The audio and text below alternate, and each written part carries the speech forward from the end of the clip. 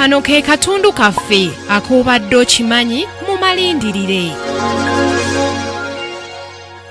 Amaka agasinga mu Buganda ne Uganda yonna okutwaliza awamu mu biseera ebya Ssekukkulu ennyimba ezisinga okuwulirwa ku leediyo ez'enjawulo ziba zaffe za wano era nga zayimbibwa Fire Bongole Lutaaya. Omwana wa Ssebo Yesu azaalibwa tugende mu kkanisa olala mu Eklezia bwe bamulwadde ku kitanda osalirako.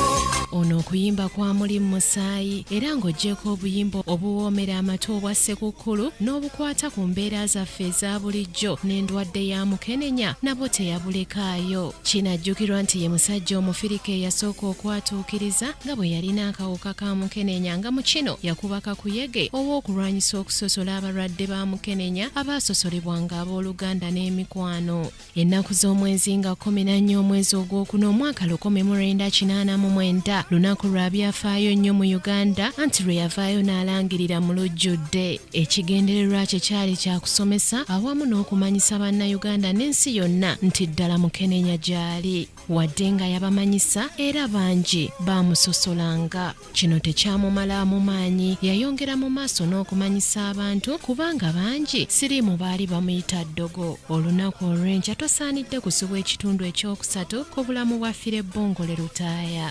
Samali Kisaache, amalindirire. Wambuka mindi ne tugenda mu kanisa ekasaka wamala n'ensale ne babu